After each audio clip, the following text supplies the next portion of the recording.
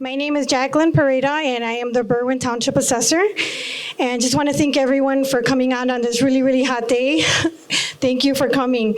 So this is a meaningful and important gathering for our Berwyn community. Far too often, we hear from residents coming into my office that they're overwhelmed or uncertain about what to do after a loss of a loved one, or even how to prepare for that possibility ahead of time.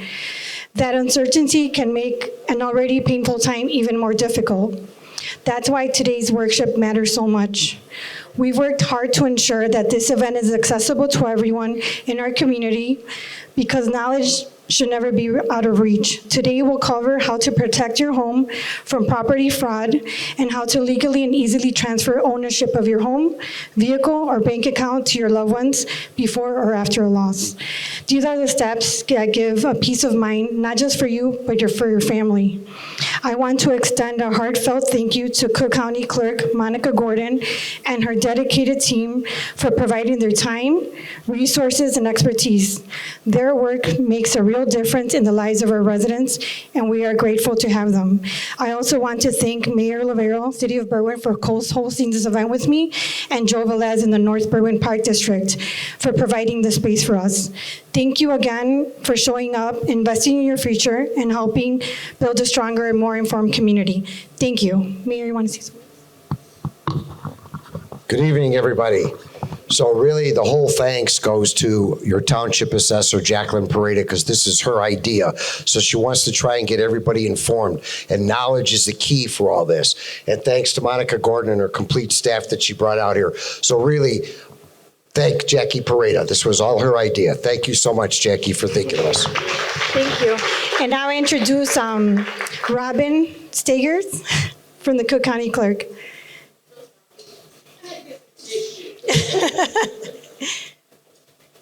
Thank you, everyone. Thank you.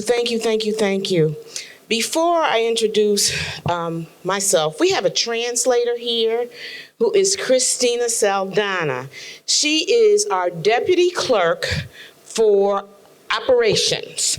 So she will be translating for anyone that needs a translator today. So I'm going to let you hear from her and I'll be back. Buenas tardes, mi nombre es Cristina Saldaña y estoy aquí para ayudarles a traducir a las personas que necesiten ayuda para traducir del inglés al español y del español al inglés. Ustedes tienen en el video subtítulos. Si no pueden ver los subtítulos y necesitan la ayuda de leer el video al mismo tiempo que está pasando el video, por favor siéntense más adelante donde puedan ver los subtítulos. Tienen ustedes unas tarjetas en su paquete, ahorita ella va a anunciar en inglés lo mismo, para que puedan escribir sus preguntas. Si ustedes están limitados en el español, escríbanlas si están limitados en su inglés, escriban las preguntas en español, yo las traduzco al inglés y las respuestas las voy a traducir al español de regreso, ¿ok? Ellos van a seguir haciendo su presentación en inglés y cuando termine el video, si hay preguntas, levanten la mano y yo les puedo explicar antes de que escriban sus preguntas, ¿ok? Mucho gusto y que disfruten de la presentación. Okay, you got instructions and explanations from Christina, right? Everybody understood, right? I didn't, but it's okay.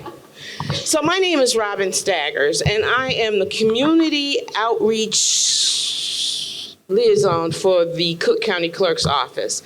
Cook County Clerk Monica Gordon has been gracious enough to allow us to go throughout Cook County and every community to share our programs with you. A lot of the information that you're going to get today is free information. And it's not information that we're saying you have to use, but we're letting you know that you have alternatives. So when you have alternatives and your income is limited, then you have options to do something other than a will or a trust. So we're going to share information with you today about how to transfer your property without a will, no trust, no legal fees, no court costs, and it is at a minimal cost that you can do with our office. So before I get started, The bathrooms are out the door, it says exit, and they're to your left. Okay? We're going to ask that you silence your cell phones so that the ringing does not interrupt the flow of our presentation. Now, when you came in, you were given a packet, right? Who didn't get one? Is there anyone in here that didn't get one? Madison or Jeannie, can you make sure this young lady up here gets this packet? Or Kalia? I don't know where it is. I'll have someone bring you one. Okay, so in that packet, you got 2 index cards, right? You got a how to check your deed bookmark. You got introduction to the Cook County Clerk, our wonderful Cook County Clerk, Monica Gordon, who could not be with us here today. You also got a registration form for the property fraud alert. And I noticed that some of you, or many of you, have already completed it, right? Okay. And we're going to discuss this form in our presentation. And you got 2-pager, the transfer on death instrument, right? So everybody has these. And if you didn't get it, just raise your hand and our staff will bring the forms to you. So I want to ask you a question. How many of you don't know what you don't know? Raise your hand. You don't know what you don't know, right? And how many of you know that people perish for the lack of knowledge, right? So we're here to educate you and give you more knowledge. How many of you have a will? That's a good number. How many have a trust? How many of you have nothing at all? Good. We're here for all of you, okay? So we're here to educate you and not force you to take any action. We just want you to have a plan, okay? And the Cook County Clerk's office is very diligent and passionate about the information we bring out here in the community because we want you to be educated. We want you to get free services because we have a free property fraud alert service, okay? And that will help you protect your property. So we're going to start our presentation so that you can see all of the things that fraudsters do out here in the community and how you need to be aware, okay? So if you don't have any questions, no questions before we get started? Oh, the index cards. On those index cards, who doesn't have any? Okay, I need my staff to come in and pass out index cards, please. Keep your hands up.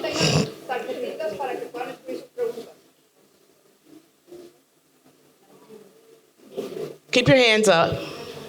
Who doesn't have the index cards? And an ink pen.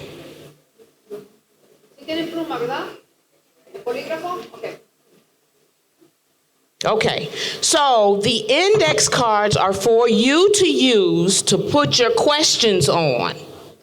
Because we're not going to because there are so many of you, we're not going to open up the floor for questions, but we're going to collect the cards at the beginning of the question and answer period, okay? So please write your questions down on the cards.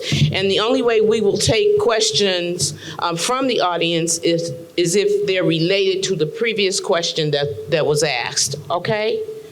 Okay, everybody understands? No questions? You got everything you need? We're here to give you everything you need. So thank you for coming out this afternoon in this hot weather, and we're going to start our presentation.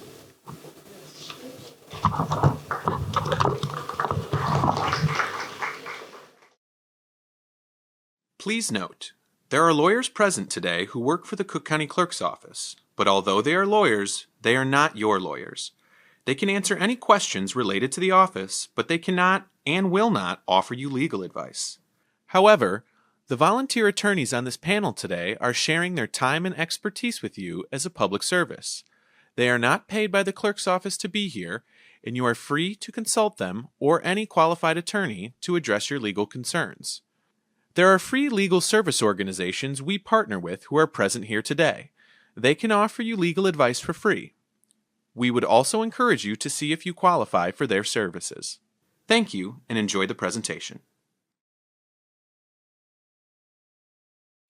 Hello and welcome. I'm Monica Gordon, your Cook County Clerk. Thank you for joining us today for this important presentation on property fraud and managing your property after death. One of the main responsibilities of the Cook County Clerk's Office is to record and maintain property deeds and other property transaction records that take place in Cook County. In that role, one of the most important duties we have is to protect Cook County homeowners from property fraud.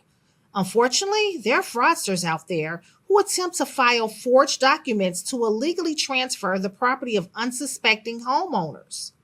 Today, we will inform you about this issue and show you how you can register with our office for a free property fraud alert service to help protect your home and property. Another topic we will cover is making plans to manage your property after your death or the death of a loved one. We understand it can be difficult to talk about end-of-life planning, but it's essential to protect your assets to ensure the well-being of your family. At the Cook County Clerk's Office, we are here to serve. We hope the information shared in today's presentation will empower you with the knowledge you need to address these important issues that affect our daily lives. Thank you again for being here, and please enjoy the presentation. Thank you, Madam Clerk. Before we begin our discussion, we want to let you know that we will have volunteer attorneys available at the end of the presentation who can answer your questions about the topics we will be covering. Now, let's begin our discussion by talking about making plans to manage your property and assets in the event of your death. As Clerk Gordon noted, no one wants to talk about death or end-of-life planning, but it is critical to manage your assets to protect your family and loved ones. Having a sound end-of-life plan is one of the greatest gifts that you can provide to your children and family members. Consider this. What do you think these three legendary individuals have in common? Prince, Aretha Franklin, and Abraham Lincoln. 87 years ago. They have something very unfortunate in common. They failed to make plans for their assets upon their death. No will, no trust, no plan.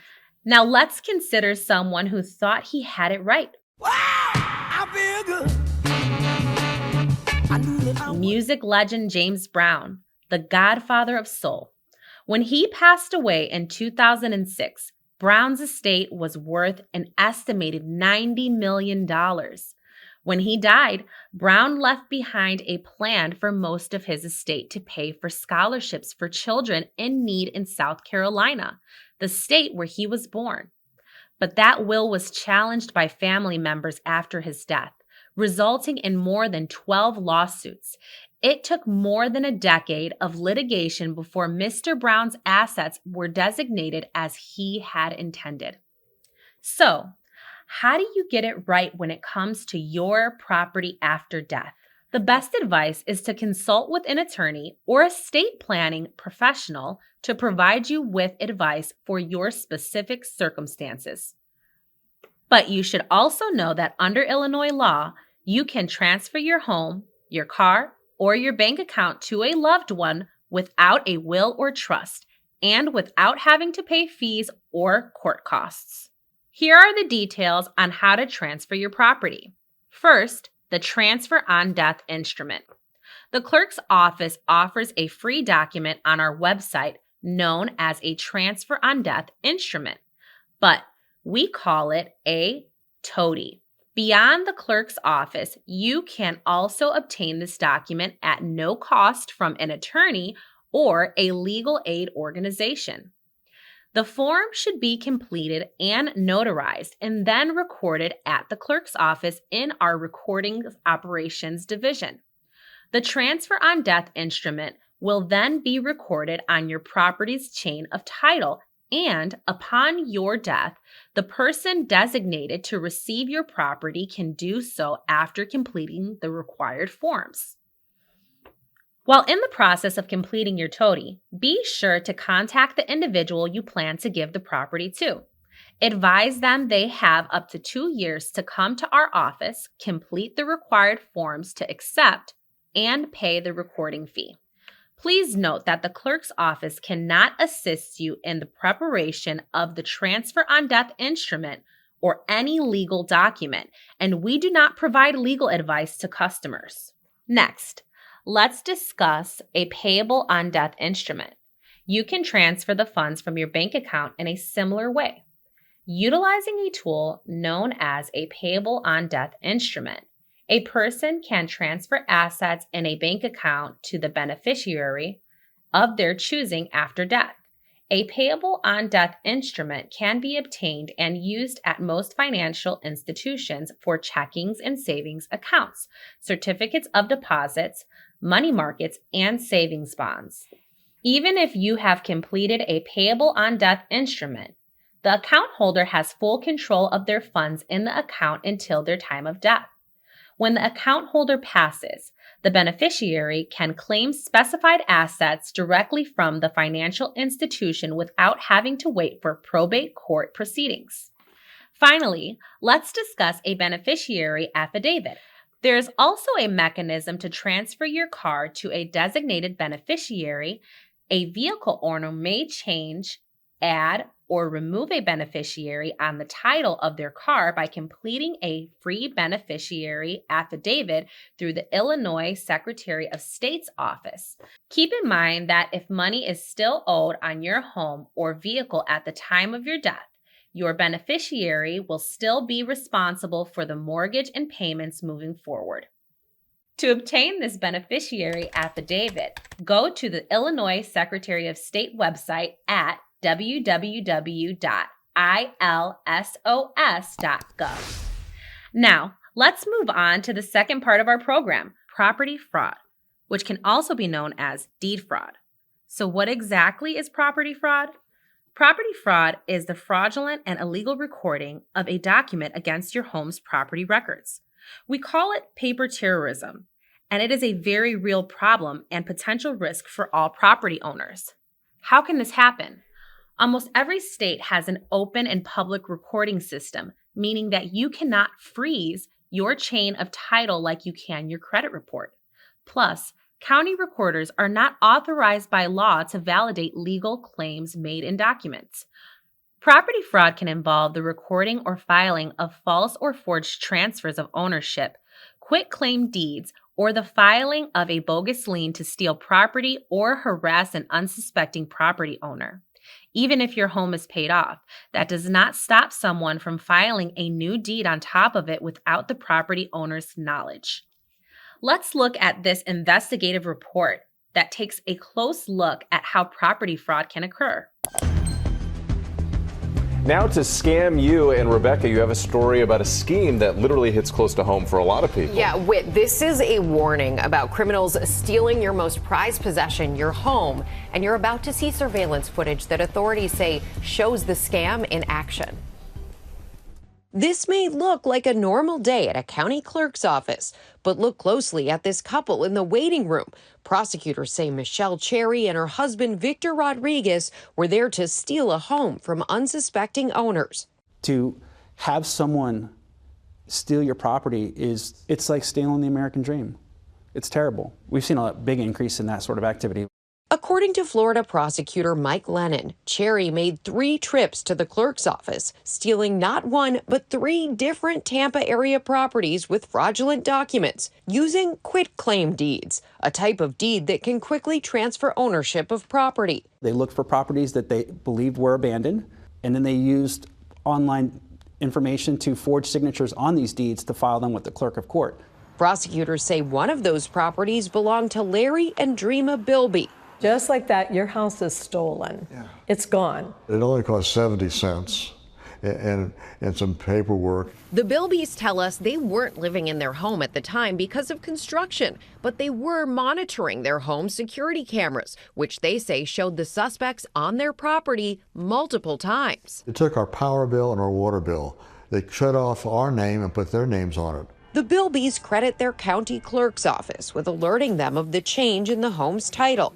Anytime anything is filed against your property, you get an alert, whether it's a phone call, a text, or an email. It is a free service. Even while Tampa police were investigating, the suspect seen here in this body cam video adamant the Bilbys' home belongs to her. I own it. I'm on the current deed. They were stealing these properties with the intent to try to get loans out on the properties or to try to sell them to unsuspecting buyers. Both suspects arrested. You have a warrant? Yeah. And charged with conspiracy to commit fraud. Some officials are now calling for state laws to be changed, making it tougher to sell properties using quitclaim deed forms. The fact that the form is so simple and requires so little documentation is problematic. If you don't sign up for property fraud alert, you're just asking for the possibility that the same thing that happened to us. To combat this problem, the clerk's office has a property fraud unit with investigators and caseworkers who respond to and investigate any complaints of property fraud.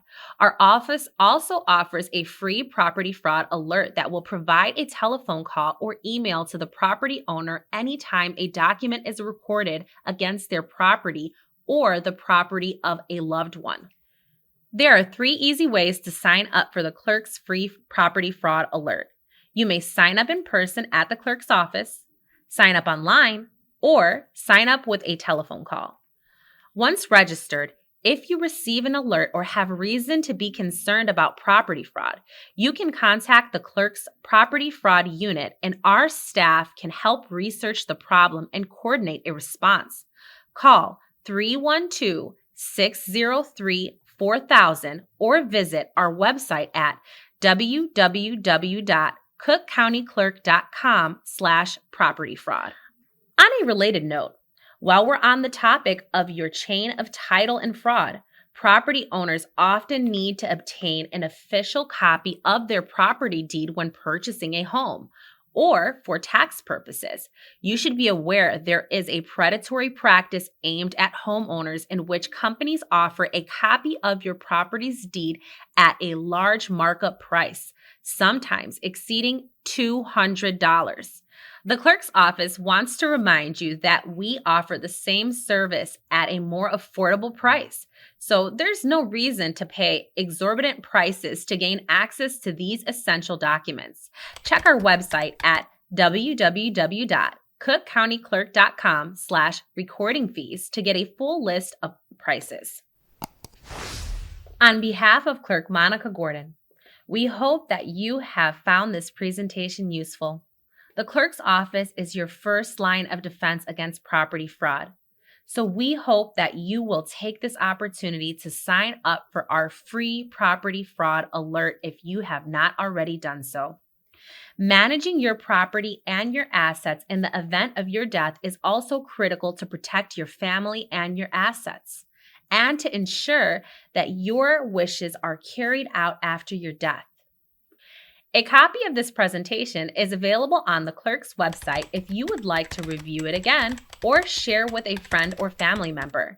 Go to www.cookcountyclerk.com/PAD resources to view the presentation. For more information on how to host a property after death property fraud forum in your community, contact our special assistant to the clerk for Community Affairs, Robin Staggers, at 312-603-3974 or email robin.staggers@cookcountyil.gov. Now, let's ask the volunteer attorneys who are joining us to introduce themselves, and we will open up our presentation for your questions. What I want you to know is that the Cook County Clerk's Office, and you got brochures from the back table, offers a lot of essential services. We do suburban elections. Did you know that? Suburban elections. So vital records where you get your birth certificates, death certificates, marriage licenses, and all of that. Did you know that? Yes. We have a real estate and tax services office where if you fall delinquent in your property taxes and you need to redeem your home for those taxes, you would come to our office. And I think that's on the 4th floor at 118 North Clark Street. So please keep up with your property taxes. And we have our recordings division. Our recordings division is the division that records everything related to your property from the time the property was created, and it'll have information about every owner over the years up until current. Okay? So if you need to look at your chain of title, that's what it's called, on our website, you were given a bookmark that says how to check your deed, and that will show you how to go to our website and check your deed for any liens. If you think there's property fraud, you can go to that website to see who recorded the last deed on your property. You can record all kinds of documents, your transfer on death instrument and all of that. Anything related to your property goes on your chain of title. And you should check your chain of title just like you check your credit. So you check your credit about your money, right? Right. So you need to check your property because you made a big investment when you purchased your property. And it might be your only form of wealth. How you do that? How you check it? You have a bookmark that says how to check your deed. This will take you through the steps on how to check your property. Did you get it? Yeah. Okay. All right. So we are going, you got questions in Spanish? Yes, we're going to start with the Spanish questions. So I have 2 questions in Spanish. I'm going to translate them as they're asked. And then you figure out what they're trying to ask. The first question is, what happens when the bank will try to take your house illegally? And I can do a follow-up question to that. Does they mean after the TOTI or without a TOTI? Yeah. But it's up to you. Yeah, I would want to know a little bit more about who we're talking about. Are we talking about the quitclaim deed transfer while you're still alive? Are we talking about after you've passed away?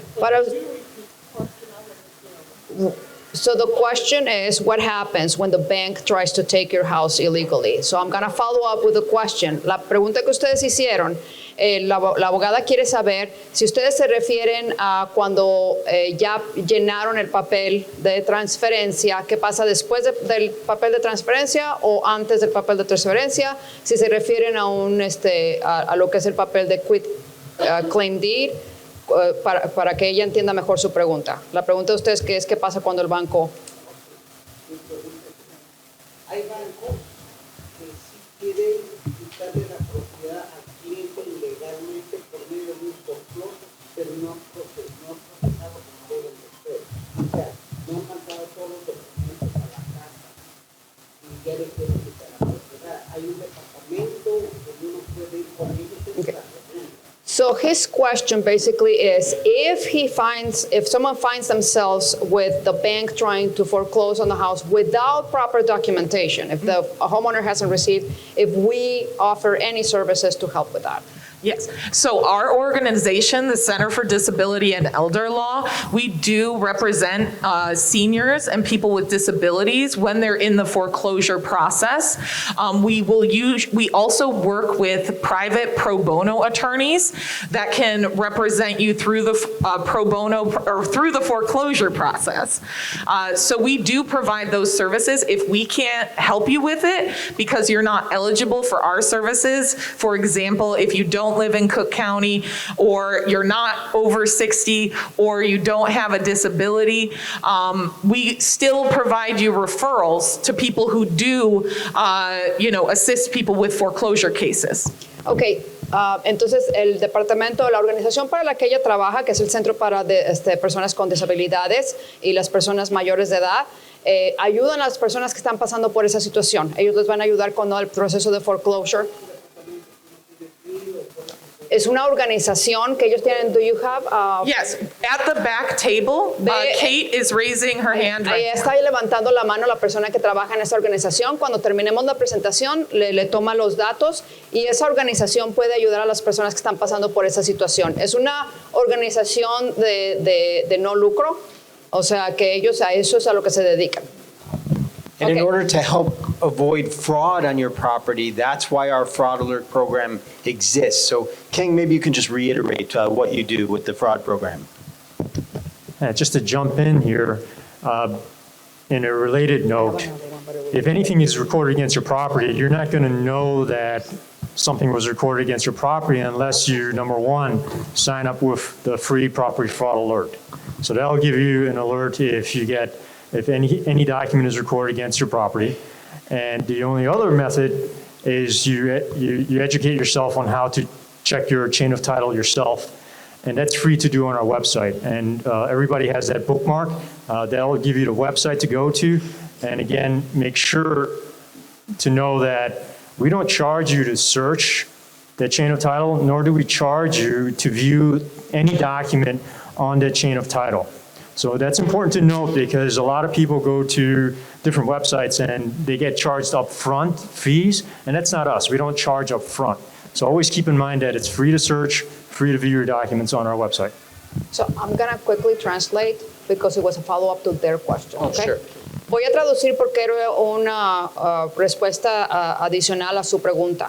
Ellos dicen que si ustedes tienen la oportunidad de verificar que no hay fraude sobre su propiedad, entonces ustedes pueden llenar un papel para inscribirse a lo que es a una alerta al fraude de la propiedad.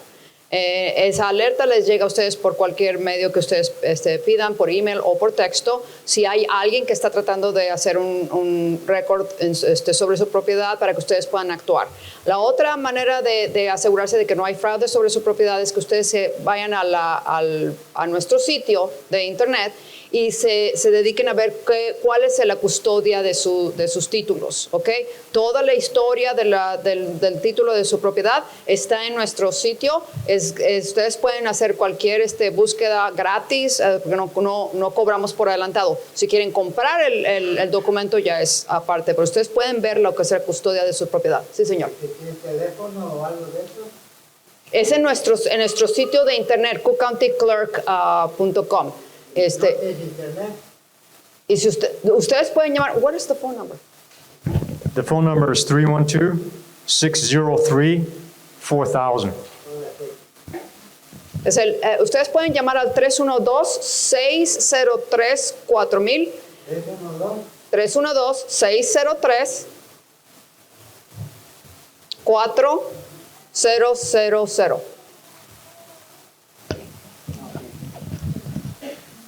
So essentially, it's an early warning system. If you sign up for the fraud alert program, you're getting notice. You're getting notice when somebody records a document against your property. It's a really good idea. You ready for the next question?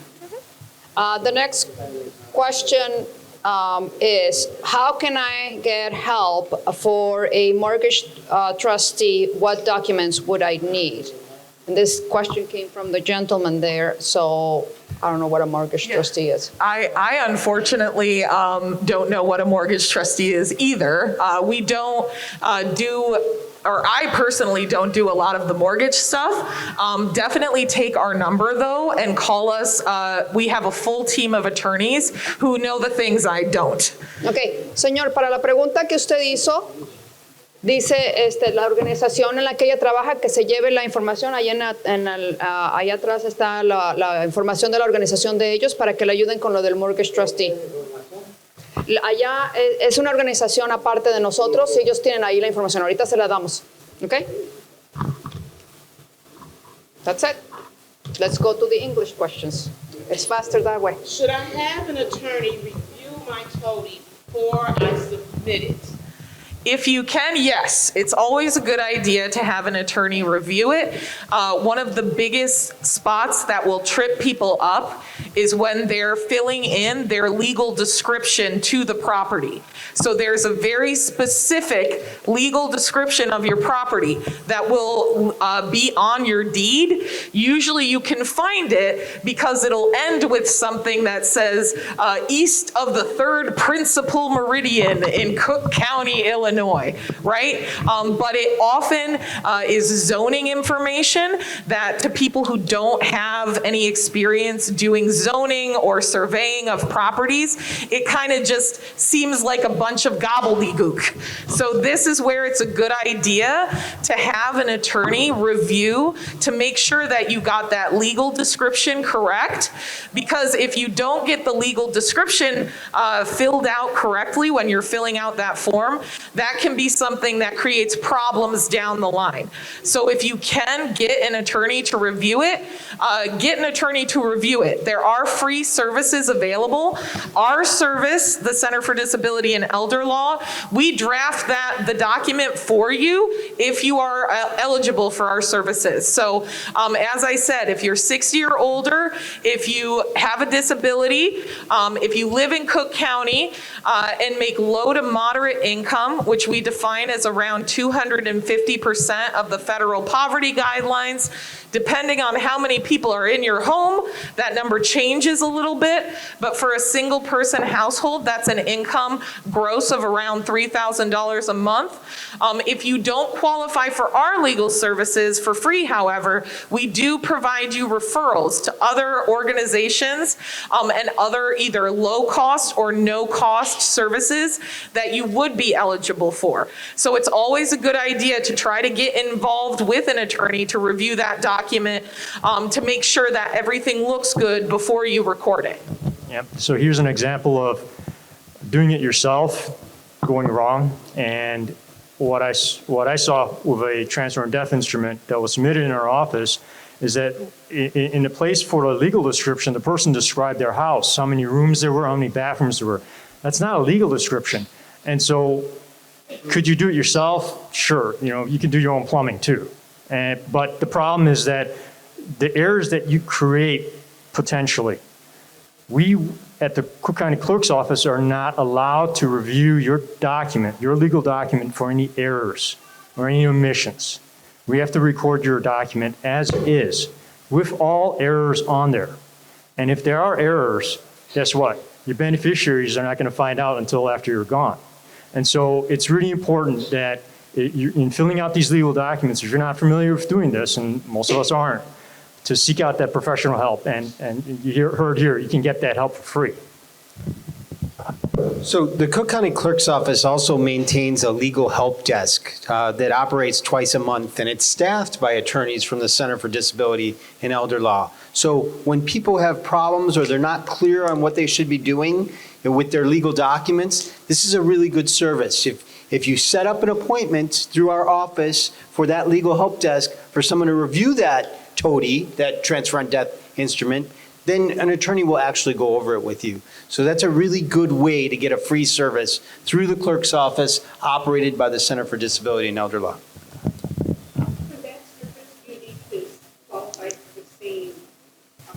No, there is no income qualification for the legal help desk through the clerk's office. It's just an opportunity to meet with a lawyer and get some cursory advice right off the bat. They may not undertake a full representation of the client that meets with them, but they'll make sure that your document is correct before it gets filed. So see me afterwards, I'll get your email, and then we'll get you set up. Okay, we're going to move on with our index cards questions. If you have a will, do you also need to file a TOTI? It's a good idea. The will in and of itself is not going to avoid probate court for your family. Probate court, of course, being that process after we die when you're going through the court to issue a new deed. Often, if you haven't done a transfer on death instrument, then even with the will, if you own a home, your family's going to need to open up a probate case with the court often you're going to need representation. I would say 9.9 times out of 10, you're going to need an attorney who will notice up all the potential heirs and do all the things that need done. And that can take a long time. So to avoid probate court is what most people's estate plan is. We want to do everything we can to avoid having to go through that onerous, lengthy, costly process.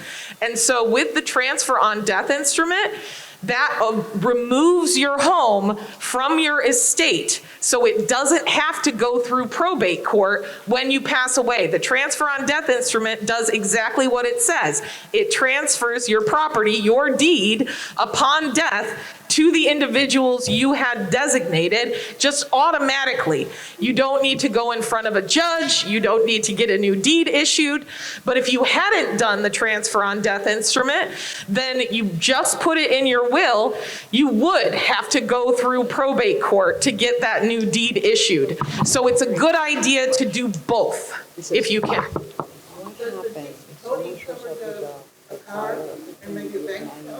The transfer on death instrument will not cover a car or a bank account, but there is other alternatives to it. There's a pay on death designation with your bank accounts, or a POD, P-O-D. Most banks that I have worked with will have their own version of the form that you're just designating, when I pass away, this bank account should go to this individual, these individuals. It's set up directly with the bank. So that's the pay on death for the bank. For your car, it's called an Illinois Secretary of State Vehicle Beneficiary Affidavit. Long term, right?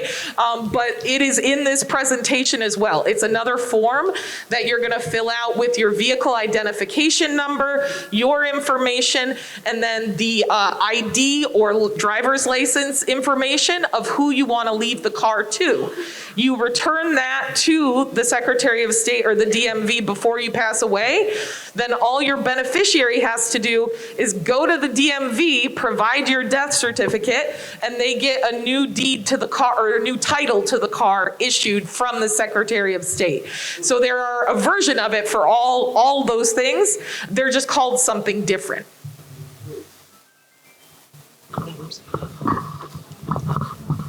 A new question came in Spanish. I'm going to translate. They want to know, what are the steps that we take? If someone shows up in our office with a quick claim deed and the person is in the property fraud alert, would you stop the deed from being recorded and wait until I confirm, or what are the steps? So when you get the property fraud alert, that means it's already been recorded. So because we have an open recording system, it will be recorded. Does that mean it's going to stay there? If you alert property fraud, if you alert Kang and his attorneys to investigate, we actually had a case where we had a client who came into one of our workshops, discovered a fraudulent quitclaim deed at the workshop where she was trying to do her transfer on death instrument. We were able to connect her with Kang's office.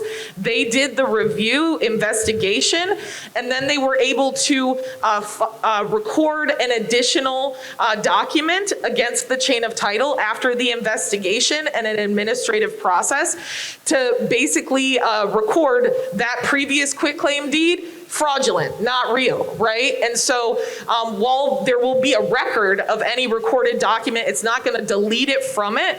There are still steps to nonetheless get it clear in the record that that is not a properly recorded document. Ok, para la persona que preguntó cuáles son los pasos si alguien llega a la oficina con un quick claim deed y está inscrita en el fraud alert, acaba de responder la abogada que nosotros no paramos el recording, la transacción. Que la transacción se lleva a cabo, pero ustedes reciben el alert. Cuando ustedes reciben la alerta de que este documento ha sido puesto en contra de su propiedad, entonces ya ustedes pueden venir a la oficina del condado y decir, hey, recibí esta alerta, ¿qué está pasando? Esto es fraude. Y ya nuestro departamento de fraude investiga y pueden ellos asegurarse de que el documento sea considerado fraudulento. Ya luego pasa a la investigación, ya se hacen los cargos criminales, etc. En la historia de los documentos, ahí va a estar que el documento fue tratado de meter en la propiedad, pero es fraudulento y cuando termina el proceso ya se libera.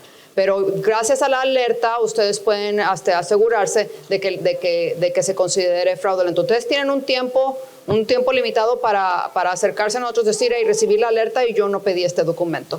Así le pasó en un caso en el que ellos estaban en un seminario y ahí se dieron cuenta de que había un documento fraudulento en contra de una de las propiedades y se hizo una investigación. Nuestro abogado Kang es el que hace las investigaciones. Él va a hacer en inglés un poco más de la información. And to add to that, so everybody understands what happens in a property fraud, and I say that the word fraud is very important here. Most of the alerts that are sent out by our office, it's going to pertain to a transaction that you triggered. You added your family member to the property, you refinanced your house. You're going to get an alert. That is the vast number of alerts that are going to go out, and they're going to come to you. To prepare yourself so that your heart rate doesn't shoot all the way up, you got to familiarize yourself with your chain of title that's available online and for free. Go look at it. Check out your deed when you bought the property. You'll see that. Check out the mortgage that you took out on that property when you bought the property. Have a look at that. Familiarize yourself with that so that when the time comes and you do get a property fraud alert, you know exactly where to go right away. And that'll help calm you down. The second typical type of alert that you get is for a document that you may not be familiar with, and it's not supposed to be on your property. That may not be fraud. It actually might be somebody's having a bad day. They key in a number 5 and then instead of a number 6. That's called an indexing error. That does happen. Now, I see it a lot because where I sit, but if you think about it, we've got about 1.5 million parcels in Cook County, and we get a handful of errors. So that's another type of error. In very rare circumstances where there is actual fraud, it usually pertains to property that's sitting abandoned or idled. So if you have property, for example, a piece of vacant land, or maybe an investment property that you're boarded up, guess what? Somebody's looking at that property. So sign that property up for a fraud alert so that if something does get recorded against it, you get an alert. There's a follow-up question. It says, if we have a quitclaim deed with multiple people in it, do we still need to do a TOTI? If you have a quitclaim deed, that is one option some people will do as kind of a DIY estate planning, is to quitclaim their property while they're still alive from themselves to their family members and themselves, right? If you have done the quitclaim deed such that it set you up as joint tenants, then joint tenants have a right of survivorship, and when one of the joint tenants passes away, the other joint tenants own the property or take over that person's share, right? So that's one way to do it. It's usually not recommended, however, because when you quitclaim your property from yourself to yourself and others, that happens immediately. Those others are now owners of the home in the same way you are. So if they have debts and their debtors see that they now have been added to a deed of a property, they can come after your home in order to put a lien on it or try to get their money paid, right? So at least while you're still living, a better idea, if your goal is to just ensure my deed gets to the next generation, is to do a transfer on death instrument instead, because that's not going to kick in unless and until you pass away, right? And once you pass away, then your family members will now be owners of the home. But you won't be in a situation where you've added a child to the deed and now that child's debtors are putting a lien against your house while you're still alive, right? That's what we want to avoid. Yeah. Oh, yeah.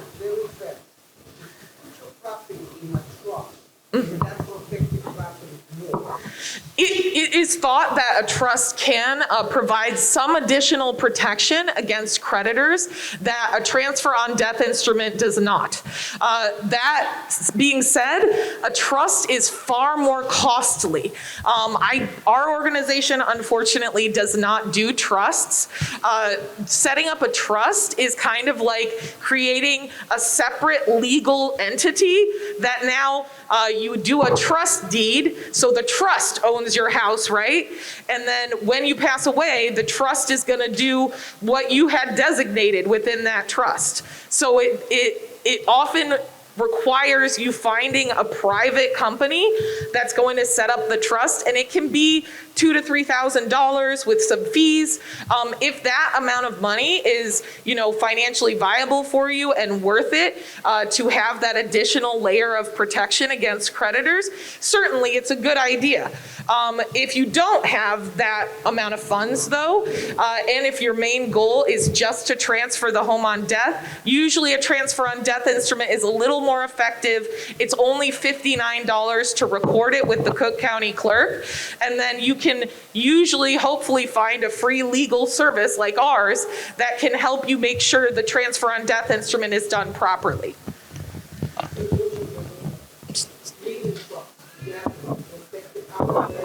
A living trust actually has nothing, what's called a living trust has, or a living will declaration. A living trust, I don't know enough about, but a living will declaration is something different. So are you speaking of a living will declaration or a living trust? Yes. So,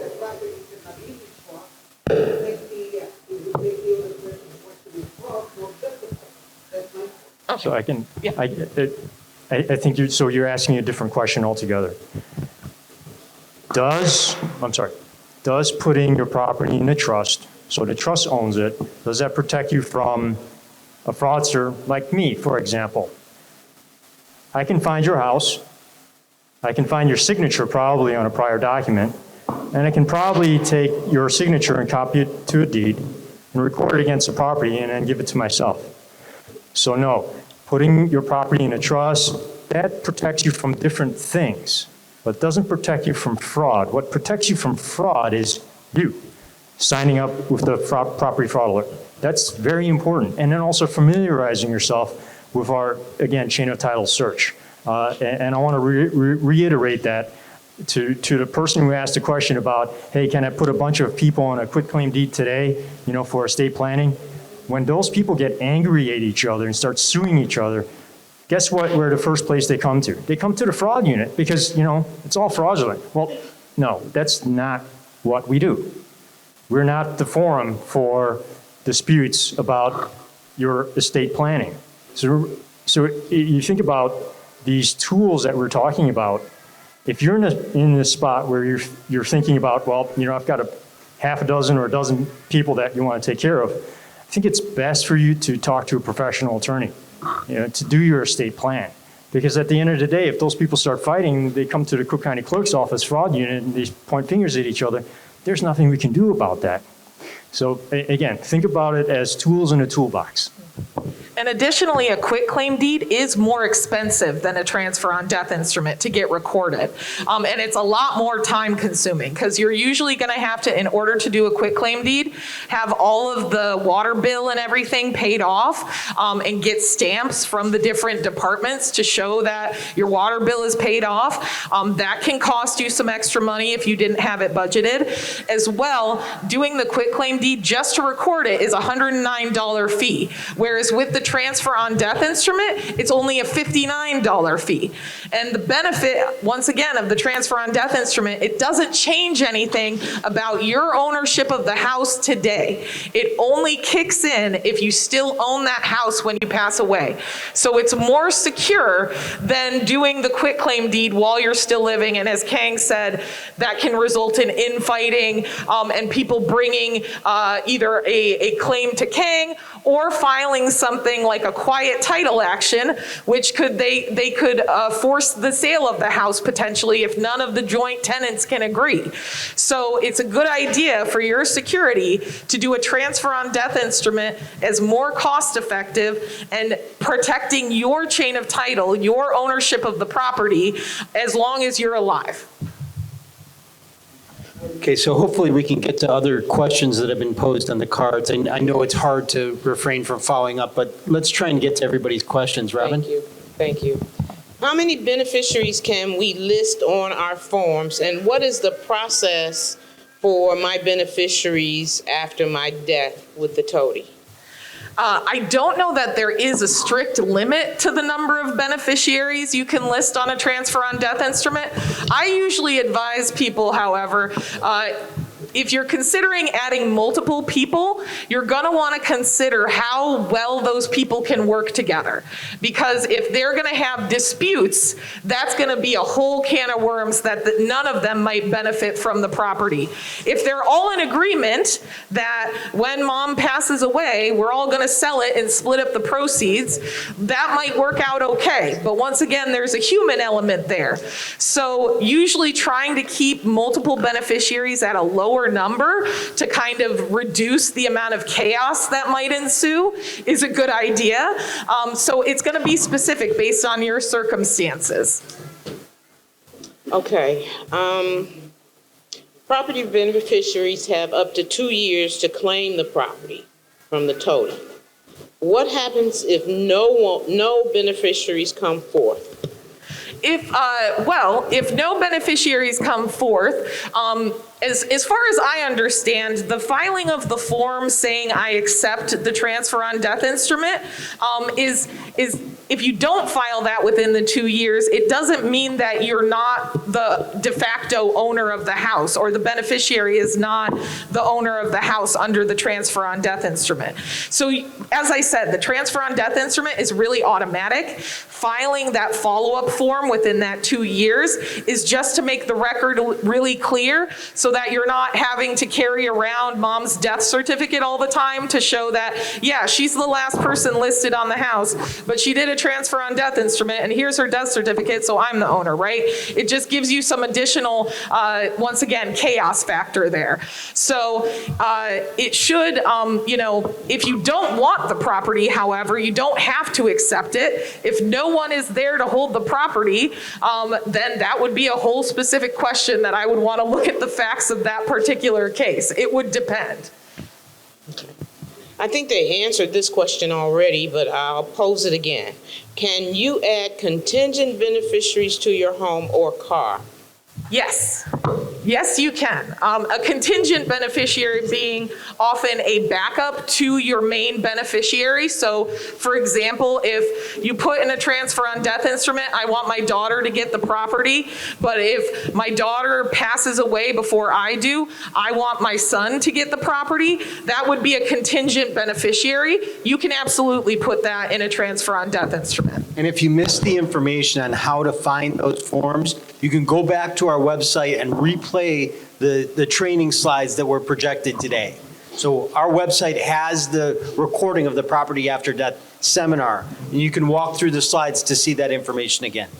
Okay. This question is, my beneficiary liable for the taxes on my property if they're fully paid? Well, if your taxes are fully paid off, then there's no liability there, right? But I think what the question might be is, if after we pass away, does the new owner of the house, are they going to have to pick up the property taxes? Are they going to have to pick up the mortgage? Yes, unfortunately, there's no way to avoid the property taxes moving forward by just using a transfer on death instrument. That's usually something that if you had the funds to put into a trust to say, like, these are the funds to pay for the property taxes moving forward, that's, often something you can do, but it's, like I said, involves that additional price tag of putting those funds into the trust beforehand and paying the fee to set up the trust, which is usually going to be in the range of like $2,000 to $3,000. So Is there any way to change my maiden name to my married name on my property title that still has a loan on it without large fees? That is a good question. So say it again. Could you ask the question again? Is there any way to change my maiden name to my married name on my property title that still has a loan without large fees? I don't know that there's any recording you can make that isn't going to involve a fee. However, and I don't know that it would be strictly necessary to update your married name. You know, if you have your marriage certificate and if you underwent a name change, you have the order for name change there. You know, that can kind of help determine that was your maiden name, right? So it's still the same person, it's still you. And you should still be the legal owner of the house, even if you've gotten married and your last name changed. Okay, none of the names, okay, this is a passport question. None of the names that are on my passport, citizenship, or license match the name that is listed when I purchased my home. If those don't match, will there be a problem upon my death? There certainly could be. There certainly could be. That's a very fact-specific question. So I would advise, you know, who posed that question to follow up with either our organization or another legal aid that can kind of look at where your name is not matching up and advise you about potentially getting those documents updated so everything is matched. But, you know, certainly if you have multiple forms of ID with a different name on it, that is going to potentially pose some challenges. How can I remove my late husband and add my son to a deed? If I add my son to the deed, do I lose my, I guess, senior freeze if he doesn't live with me? That's also a very fact-specific question. I usually kind of ask when we're getting into the nitty-gritty of if my son, if that. That's a better question to speak in consultation in private with an attorney about, so that they can ask you all of the tertiary, questions around it to get the full context. So I would for that one, I would encourage you to reach out to get that private consultation with an attorney, either at our organization or elsewhere. There's another question in Spanish. I'm going to translate. After the property has been put in a trust and the beneficiaries are the sons or daughter, what happens if I then decide to sell the house? Am I limited in my capacity? So with a trust, if you want to sell the property after you've deeded it into trust, you usually have to get the trust to deed it out of trust and, create a new deed. So that can involve additional costs. Like with the trust, you are as I said, it's kind of like a trust is a backpack and you're putting all your stuff in it and saying, I'm going to zip up this backpack and then the trust is going to manage those pieces of property, right? So if you wanted to then sell your home after putting it into trust, it's going to have to come out of the trust, is the short answer. So, para la persona que preguntó si después de poner la propiedad en un fideicomiso los beneficiarios son mis hijos, ¿qué sucede si quiero vender la propiedad? La respuesta de la abogada fue que cuando ustedes ponen una propiedad en fideicomiso, no pueden venderla sin primero sacarla del fideicomiso, que tienen que pasar por el proceso de sacar la propiedad del fideicomiso por cambio de dueños del fideicomiso de nuevo a ustedes. Requiere todo ese proceso legal antes de poder ponerla en venta. Yep, to follow up with that, and again, this is not an issue that the fraud unit would handle, but everybody calls a fraud unit. So what I've seen is that the person deeds their property into a trust because they want to protect the property, and then later on, they sell their property, but they, in their own name, deed it out. Now it's a problem. So if you're in that situation where you've created a trust and you've used legal counsel to do that, please talk to legal counsel. Make sure that they're involved. Right? Because again, doing it yourself, everybody can do it themselves, but Are you doing the right thing? That's always a question in your mind. So if you don't know what you're doing, talk to the lawyer to help you out, initially. El abogado de nuestro departamento dice que si ustedes tienen una propiedad en un fideicomiso y tratan de vender la casa sin pasarlo del fideicomiso, y mucha gente es lo que hace, nomás simplemente pasan del fideicomiso directamente a sí mismos por un trámite sin consultar abogados, y entonces ya están metiéndose en problemas porque ya no es correcto ese sistema. Que si ustedes usaron un abogado para ponerlo en fideicomiso, consulten con ese mismo abogado para recuperarlo del fideicomiso. Thank you, Kat.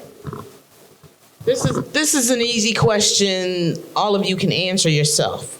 How do I get a deed to my property?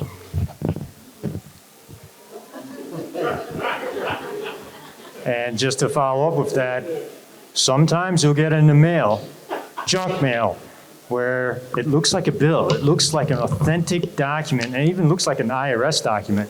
And they charge you like $200 for a copy of your deed. Like, we charge $5. Actually, you don't even have to pay to look at it. And most likely than not, you already have your original deed. But again, if you need a copy of your deed, it's $5 to buy it online. And if you need a certified copy, it's $65 to buy it online. Okay, I have a car. Well, for a car, if you have a vehicle with a family member that has passed, do you need to change the title?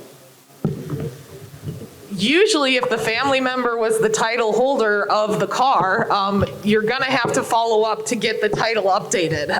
If they were the sole title holder of the car upon their death and they didn't make any kind of plan, it's usually gonna be something that you have to go through the probate court to get a new title issued. So once again, most people want to avoid the probate court process because it takes so long and it costs a lot of money. So the best plan is an advanced plan before you pass away. We don't want to try to make a plan after the worst has happened, because we're going to be really limited in what we can do at that point. It may actually be possible to do that without probate, but you got to seek the advice of an attorney in order to make that happen.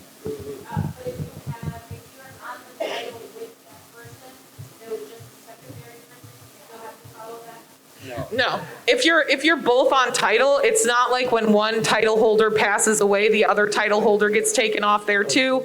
If you both own it 50-50, it should be a matter of you're still on title, yeah. I might, for your 50%, it might be a good idea just to have the transfer or the Secretary of State vehicle beneficiary affidavit. But once again, to be specific, I wouldn't call that advice. I would be like, it's a good thing to look into.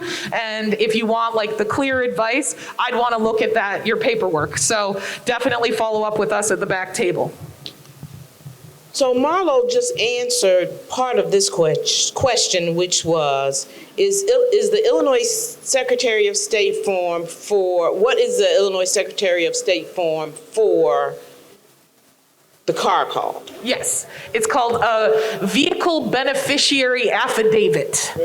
Vehicle beneficiary affidavit. And can the ownership of the car be transferred after death? And I think you answered that as well. Yep, that's the vehicle beneficiary affidavit. We'll transfer the title of the car when that individual passes.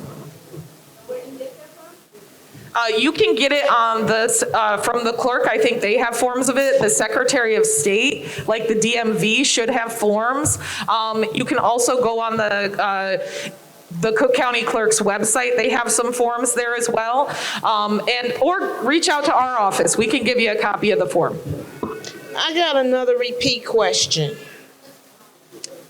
And the answer is on this bookmark. Can I review the chain of title from the original owner? Yes, right? Yes, you can. Here's a little background history, kind of interesting. So when the Great Chicago Fire happened in 1871, all of our records got burned up. So we actually only have records from 1871 going forward in time. And if you're interested in looking at your chain of title, we have online all documents recorded since 1985 to present. And if you're interested in an archival search for documents pre-1985, you got to come on to our downtown location, archives department, to go and have a look at those. In the event that all beneficiaries have passed away, what happens to the property if it's paid for or not paid? If nobody's there to take the property, then usually it's going to be a question of facts at the time of whether you need to, find an additional kin, probate out the property. What more frequently happens if nobody is there to pick up the property is that it just starts to fall into disrepair. There's nobody to pay off the taxes, nobody to pay off the water bill, and slowly but surely that house is going to potentially end up in building court and potentially then, brought back to the state, right? But like I said, that's like a really long process. So we always try to name backup beneficiaries every time so that we can have a beneficiary who is living at the time of your death. If one of your beneficiaries passes before you do, it's a good idea to then name another backup, to keep updating your estate plan as your beneficiaries may transition themselves to the next life. Okay, these are the last few questions. If my dad passes away and he has me as the only beneficiary on the toady, but he has a lot of debt, will the debt also transfer to me? It's going to depend on what the type of debt he had is, and that's going to be a very specific fact-based question. So once again, that's one that we would want to, as attorneys, look at all the documents you have and give you like the full researched answer. So I can't fully answer that one, unfortunately, without knowing a lot of details about the type of debt that Dad had. What's best, a trust, a will, or a toady? I will give you the lawyer answer that it depends, unfortunately. There are positives and drawbacks to all different kinds. For a will, I always say it's a good idea to have a will. A will, however, in and of itself does not avoid probate. A will is going to, however, create a clear roadmap for what your wishes are. And that's going to be really important. With the trust, as I said, it's a little more cost intensive. You're going to have to pay more money to set up the trust. The positive of it is that it potentially has more protection from creditors, but that's why it comes with that additional markup. And then the transfer on death instrument is the most cost-effective option that only costs that $59. So it's going to depend on what your goals are, what your situation is, as to which answer is best. The last questions I have to do with capital gains taxes and taxes that are paid at the end of the year and taxes on principal. I'm going to leave those questions for you to ask our attorneys at the information table. We're not going to answer those from the panel. I think a final point that I'd like to make in terms of why you're here is that you're trying to make a plan.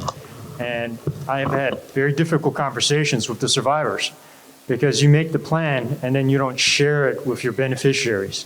So you're going to make a plan. Make sure that your beneficiaries know that you have a plan and where that plan is. So I've had beneficiaries and survivors come to me asking for whether we have their trust agreement, and we don't. A trust agreement isn't a document that's recorded, it's a private document. And the even more difficult conversation I've had are when the survivors are looking for the cemetery deed. Cemetery deeds are not recorded at the Cook County Clerk's office. We don't have them. Cemetery deeds are held by the cemetery where the plot is located. And so if you've got a plan, you've got a plot in a cemetery, you got to let your survivors, your beneficiaries know what that plan is, where those documents are, so they can locate them. Otherwise, you're going to leave them in a lurch. And so, please don't do that. So, when we opened up, I asked you, how many of you don't know what you don't know? And how many of you learned something from what we presented today? That's awesome. That's absolutely awesome. So like King said, it's very important that you utilize the information that you get at these forums, okay? We're educating you on having options. We're not saying that you have to use our toady, which we would like you to do that to save you some money. However, you must have a plan in place before you die. Okay? Because COVID took us for a loop, and people left out of here without their affairs being finalized. And we don't want that to happen as we move forward. So please, please, please take the information that we've given you. Think about it. If you need to come to another one of these forums, we have forums scheduled all the way through August, and you can come to as many of them as you want. We have a panel of attorneys at each forum, so you may want to ask your questions of a different attorney. However, I'm sure the questions will be very similar, but you want to get the information that's going to help you make a better informed plan. Okay? So don't let your affairs go unaddressed. And if you guys want to have another one of these forums in your community and you don't see where we've planned one, you can give me a call, Robin Staggers, at 312-603-3974, and I will work with you to try to set up a forum in your community.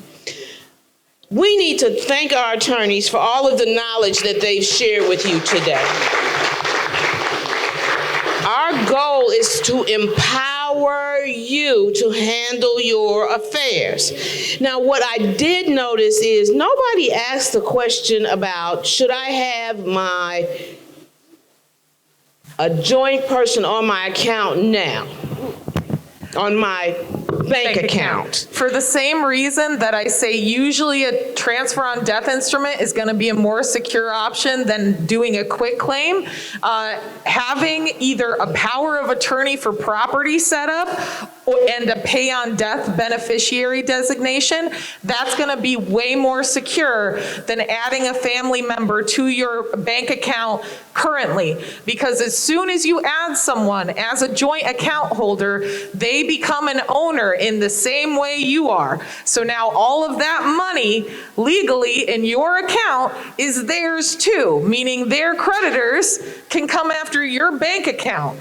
So usually you can do a power of attorney for property, or we often call it a power of attorney for finances, that names an agent who you want to have access to help you manage your bank account. They'll be given all the same authorization, but none of the legal liability. That person you named as your agent acts like you. You know, they're an extension of you, so as a legal matter. So you can set it up so your family member has access and can help you out without taking on the possibility of their creditors coming after your bank account. Yes. Is that okay? Does that work? Yeah, or doing, if you don't want somebody like in your bank account while you're living, doing the pay on death beneficiary designation with the bank is going to get the bank account to them when you pass away.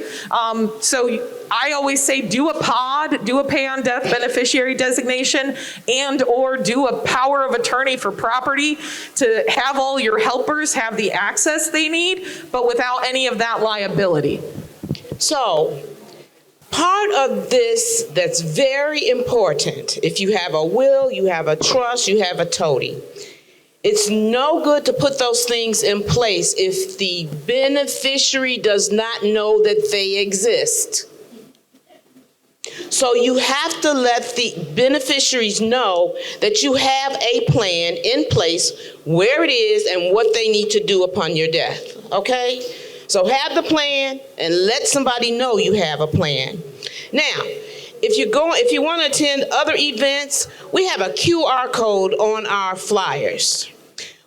We want you to do us a favor. Please sign up for the Cook County Clerk's newsletter. The newsletter will keep you abreast of everything that the Cook County Clerk's office is doing, what our next events are, And we'd like for you to keep in touch with us so we can keep in touch with you, okay? So please sign up for our... It's up the front too. It's in English For- and Spanish. Yes. And it has QR code. Okay? I don't have the QR application. You gotta... Take a photo. I don't have the QR application. You don't have to. You take a picture and your phone automatically tells you want to visit this site. And you just click on it and that's it. If you have an intelligent phone, it will actually tell you, it will come up with a link and you just touch that and you go to the site. So can you give... On the front. It's over there with Madison. Madison has these forms and they have QR codes in English and Spanish, the services of the clerk. So can you give our staff of attorneys a round of applause? Also, I want to acknowledge the services that Christina Saldana offered today. We really appreciate her. She's a vital part of our office. We have staff, Carlos Rodriguez, that's with us today. He did all of our AV and presentation. We have Jeannie McGraw in the back from our property fraud unit. We have Madison Bowen from Outreach, and our two outreach specialists are at the desk at the sign-in table, Kalia and Brittany. So I want to thank all of our staff for coming with us today to make this possible. Thank you so much, Assessor Pareda, and I'm going to let her close us out. Thank you, Robin.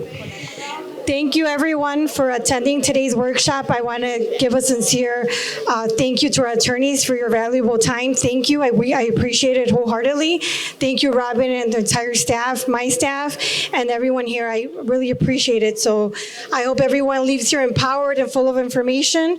And thank you, and have a blessed evening. Thank you.